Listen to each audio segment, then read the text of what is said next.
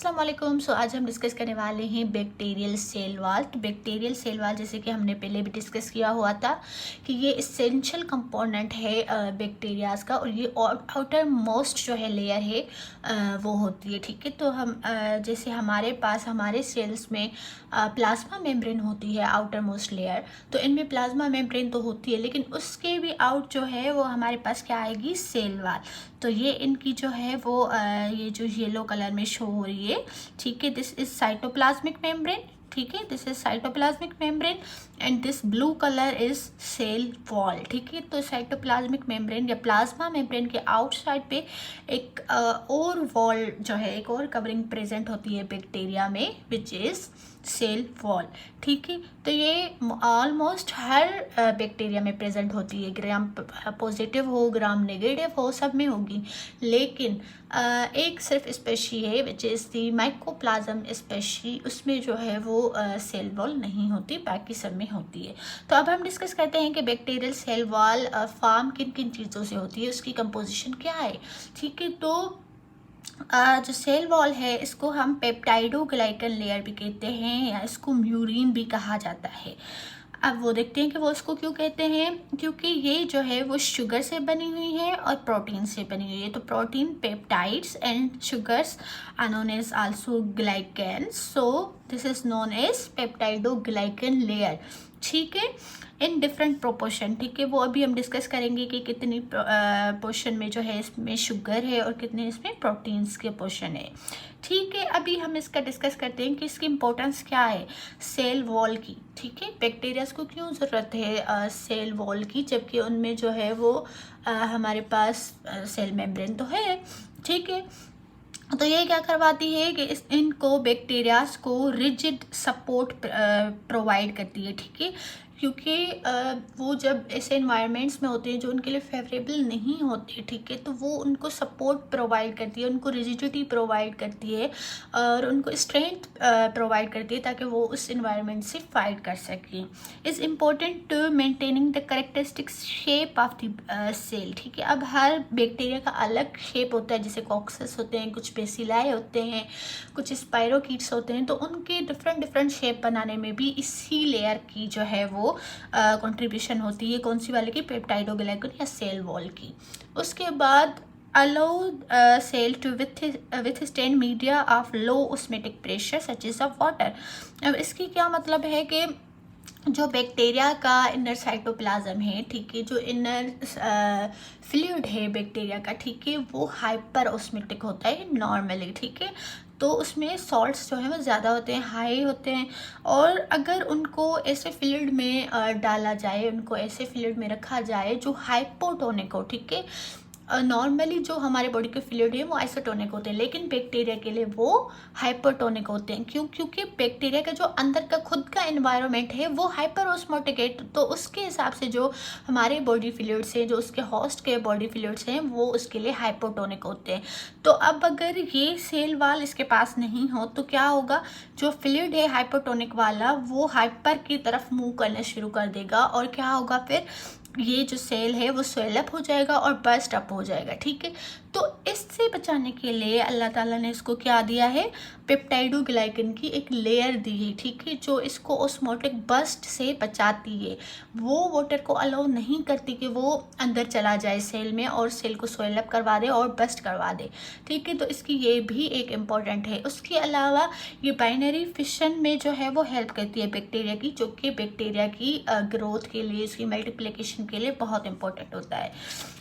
ठीक है, अब हम इसकी पेप्टाइडोग्लाइकन जो लेयर है, इसकी कंपोजिशन को अगर हम देखें तो जैसे हमने बात की कि इसमें शुगर्स होती हैं और प्रोटीन्स होती हैं। ठीक है, अब जो शुगर्स हैं वो उसमें दो उसके मॉलिक्यूल्स आ जाते हैं, एक होता है हमारे पास NAG which is N acetyl glucosamine, and दूसरा होता है NAM which is N acetyl muramic acid. ठीक है, अब यहाँ पे भी आप देख सकते हैं, this is name and this is this is neg blue one and this is light blue which is name। ठीक है, तो अब ये दो जो मॉलिक्यूल हैं वो आपस में जुड़े होते हैं अल्टरनेटिवली। ठीक है, नेम होगा, सॉरी नेग होगा, फिर नेम होगा, फिर नेग होगा, फिर नेम होगा, ऐसे ही ये पूरी जो है वो एक लेयर बन जाएगी। सही है, पूरी तरीके से एक लेयर बन जाएगी।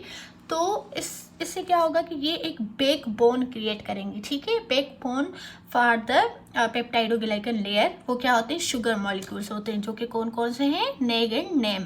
अब दूसरा होते हैं इसमें प्रोटीन्स होते हैं इसमें, अमाइनो एसिड्स, ठीक है। अब ये प्रोटीन्स होते हैं, ये जो पेप्टाइड्स होते हैं, ये हमारे नेम वाले यूनिट पे अटैच होते हैं, ठीक है। दिस इज नेम यूनिट, और ये जो है वो हमारे पेप्टाइड्स हैं, ठीक है, जो कि इस नेम यूनिट पे अटैच होते हैं। अब ये जो शुगर बैकबोन है और ये जो पेप्टाइड हैं, ये एक दूसरे से जुड़े हुए होते हैं, किससे, हमारे क्रॉस लिंकेज से, ठीक है। क्रॉस लिंकेज कैसे बनती है, made up of 5 amino acid present between third amino acid of one chain and fourth amino acid of second chain. तो ये देखिए आप, एक चेन के थर्ड अमाइनो एसिड से ये क्रॉस लिंक जुड़ रही है और दूसरे के फोर्थ वाले अमाइनो एसिड से। इसी तरीके से क्या हुआ कि ये वाली जो लेयर है और ये वाली जो लेयर है, ये दोनों मिक्स हो गई, ठीक है, दोनों एक साथ एक दूसरे के साथ जुड़ गई, ठीक है। तो इनमें क्रॉस लिंकेजेस होती हैं बीच में। अब यहाँ पे देखें, यहाँ पे पूरे एक बन रहा है, पूरी सेल वॉल दिखाई हुई है कि कैसे वो नेग है, फिर उस पर पेप्टाइड्स अटैच हुए हैं और उनमें बीच में फिर क्रॉस लिंकेजेस हैं, और इसी तरीके से ये एक पूरा जो है वो मॉलिक्यूल बन रहा है, ठीक है। अब इसकी इम्पोर्टेंस क्या है, क्लिनिकल अगर हम वे से देखें तो पेप्टाइडोग्लाइकन की लेयर की क्या इम्पोर्टेंस है कि ये क्योंकि सिर्फ बैक्टीरिया की सेल वॉल में प्रेजेंट होता है, ठीक है। ह्यूमन में पहली बात तो सेल वॉल नहीं होती, ठीक है। और जो उनकी प्लाज्मा मेम्ब्रेन है वो आपको पता है कि वो लिपिड्स की बनी होती है, उसमें कोलेस्ट्रॉल होता है, उसमें ये पेप्टाइडोग्लाइकन नाम का कोई मॉलिक्यूल नहीं होता, ठीक है। तो इस वजह से जब हम एंटीबैक्टीरियल एंटीबायोटिक्स देते हैं, ठीक है, पेशेंट्स को, तो वो सिर्फ बैक्टीरिया के सेल वॉल के खिलाफ, वो सिर्फ इस पेप्टाइडोग्लाइकन के मॉलिक्यूल के खिलाफ एक्ट करती हैं, तो वो ह्यूमन सेल्स को डिस्ट्रॉय नहीं कर सकती, उनको कोई नुकसान नहीं पहुँचा सकती।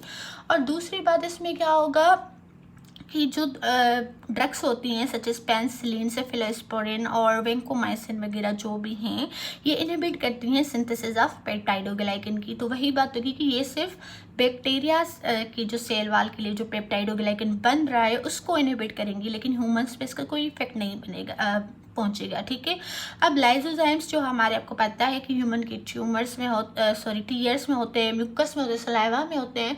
तो ये क्या करते हैं कि ये इस पेप्टाइडोग्लाइकन की जो बैकबोन थी, जो शुगर बैकबोन थी, ये नेम और नेग यूनिट जो अपने आप में ज्वाइंट हुए थे बाय ग्लाइकोसिडिक बॉन्ड्स के थ्रू, ठीक है।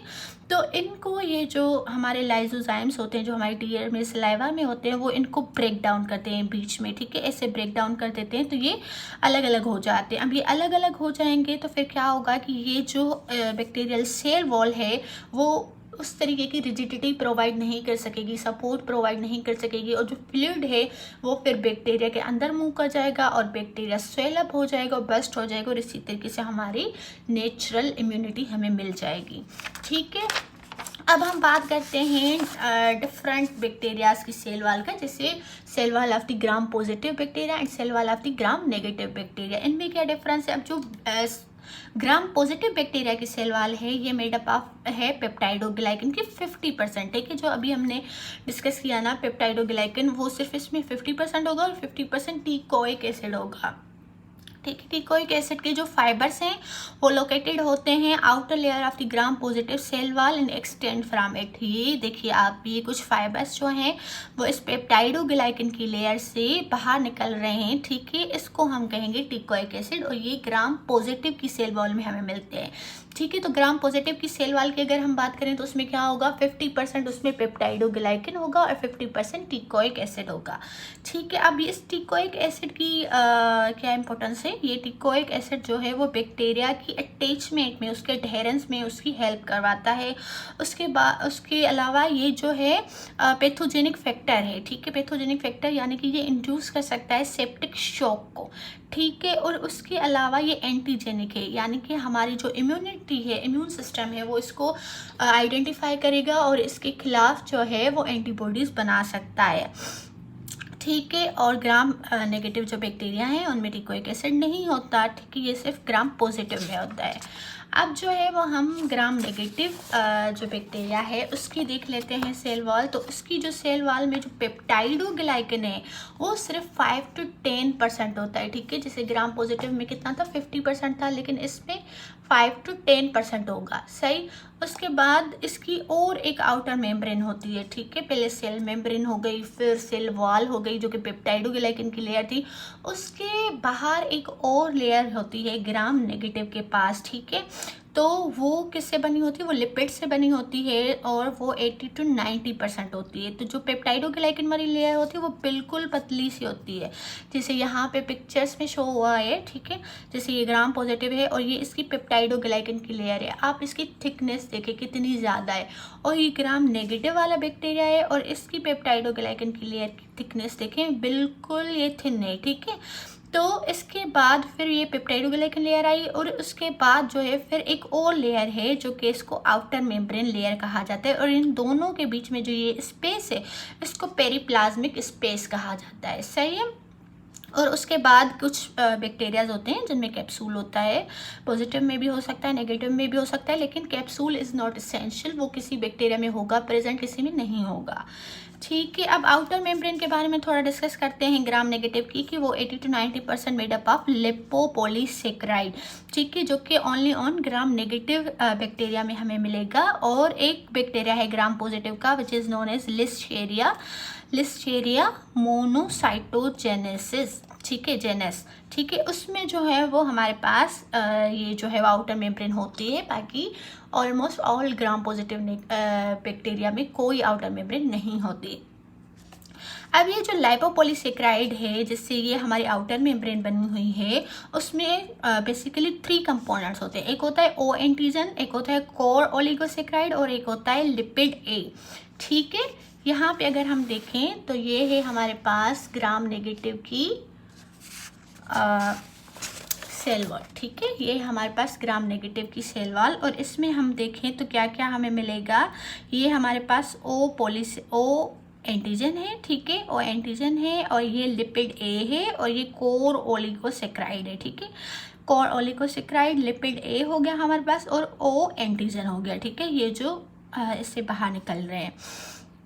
और उसके अलावा इसमें जो है वो ग्राम नेगेटिव की अगर हम सेल आउटर मेम्ब्रेन की बात करें तो उसमें क्या होंगे, हमारे पास पोरेंस होंगे, ठीक है। पोरेंस क्या करेंगे, इसको सिलेक्टिवली परमेबल बनाते हैं, यानी कि लोअर मॉलिक्यूलर वेट का सब्सटेंस हो गया जो कि बैक्टीरिया में दाखिल हो सकता है, लेकिन जो हाई मॉलिक्यूलर वेट सब्सटेंसेस होते हैं वो इसमें इंटर नहीं हो सकते क्योंकि ये पोरेंस जो हैं वो बहुत टाइट होते हैं, ठीक है। तो ये जो ओ एंटीजन हमने इसकी बात की, ये आउटर मोस्ट डोमेन होता है लाइपोपॉलीसेकेराइड मॉलिक्यूल का और ये डिफर करता है फ्रॉम ऑर्गेनिज्म टू ऑर्गेनिज्म, ठीक है। और ये एंटीजेनिक होता है, यानी कि हम इसके खिलाफ एंटीबॉडीज बना सकते हैं। और ये अटैच होता है हमारे पास कोर लिपिड के साथ, उसके बाद कोर ओलिगोसेकेराइड के साथ। कोर ओलिगोसेकेराइड जो होता है वह सेंट्रल पार्ट होता है जो कि वाटर सोल्यूबल होता है, ठीक है। और लिपिड ए जो है वो inner most layer of outer membrane होती है, ठीक है। This is lipid. और उसके बाद जो है वो ये जो लिपिड ए है, this is the toxic factor of the gram negative bacteria, ठीक है, क्योंकि इसको एंडोटॉक्सिन कहा जाता है जो कि सिर्फ ग्राम नेगेटिव के पास ही होता है, ठीक है। और ये लिपिड ए जो है ये क्या करवा सकता है, ये शॉक काज करवा सकता है, ये डायरिया करवा सकता है, ये जो जैसे हमने कहा फीवर करवा सकता है, और ये फेटल एंडोटॉक्सिक शॉक काज करवा सकता है, सही है। तो ये था हमारा ग्राम नेगेटिव की आउटर मोस्ट लेयर। उसके बाद पेरिप्लाज्मिक जो हमारे पास स्पेस थी जो कि हमारे आउटर मेम्ब्रेन और हमारे पेप्टाइडोग्लाइकन लेयर के बीच की जो स्पेस थी ग्राम नेगेटिव में, उसको हम पेरिप्लाज्मिक स्पेस कह रहे थे। इसकी क्या इंपॉर्टेंस है कि ये जो है वो 40% of the total sale volume को कंस्टिट्यूट करती है और ये बहुत स्मॉल होती है, ग्राम पॉजिटिव में भी होती है लेकिन बहुत स्मॉल होती है, तो उसकी निग्लिजेंस है, वो समझो कि वहाँ पे होती ही नहीं है। तो ग्राम अगर नेगेटिव की अगर हम बात करें तो इस पेरीप्लाज्मिक स्पेस में क्या क्या होता है, इसमें एंजाइम होता है एक, जिसको हम कहते हैं बीटा लैक्टामेज एंजाइम। ये क्या करता है, जो पेनिसिलिन एंटीबायोटिक हम देते हैं, ठीक है, इन्फेक्शंस में ग्राम पॉजिटिव या ग्राम नेगेटिव में, ये बीटा लैक्टामेज उसको डिग्रेड कर देता है पेनिसिलिन को। तो पेनिसिलिन उस पर वर्क नहीं कर पाती बैक्टीरिया पे जिसके पास ये बीटा लैक्टामेज एंजाइम हो, इसीलिए जो है हमारी पेनिसिलिन जो है वो ज़्यादातर ग्राम नेगेटिव के खिलाफ एक्ट नहीं कर सकती। उसके अलावा इस पेरीप्लाज्मिक स्पेस में क्या होता है कि ट्रांसपोर्ट प्रोटीन होते हैं, ठीक है, जो कि हमारी एंटीबायोटिक रेजिस्टेंस भी काज करवाते हैं। वो क्या करते हैं, जब हम कोई ड्रग देते हैं, कोई एंटीबायोटिक देते हैं जो सेल के अंदर चले गए, अब यहाँ पे ट्रांसपोर्टर होंगे, वो क्या करेंगे इस पेरीप्लाज्मिक स्पेस में, वो इस ड्रग को निकाल के फिर से बाहर फेंक देंगे, ठीक है। तो ये भी हमारे पास रेजिस्टेंस काज करवाता है। और उसके बाद क्या होता है कि इसमें शुगर्स होती हैं, ठीक है, so important in the regulation of osmotic pressure. यहाँ पे इस पेरीप्लाज्मिक स्पेस में हमारे पास क्या होंगी, शुगर्स होंगी, जो कि हमारे ऑस्मोटिक प्रेशर को मेंटेन करेंगी। तो ये था हमारा लेक्चर। अगर आपको पसंद आया है तो लाइक एंड सब्सक्राइब। अल्लाह हाफ़िज़।